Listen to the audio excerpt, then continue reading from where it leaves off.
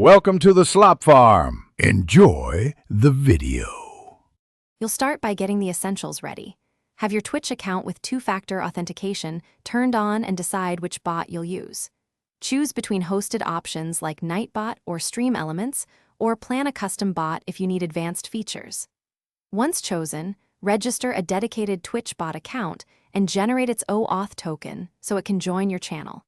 Make sure to grant moderator or channel editor permissions where required. This allows the bot to post, time out users, and manage chat commands. Next, connect the bot to Twitch and configure its core modules. Log into the bot service with your bot account via OAuth or paste the API key into your bot settings. Enable modules you need: custom commands, timed messages, moderation filters, and a loyalty/point system if you want viewer engagement. Customize command triggers and cooldowns so chat doesn't spam. Once configured, join your channel, run a sample command to confirm responses, and test moderation by simulating a flagged message. When you go live, enable the bot and watch how it behaves in real time.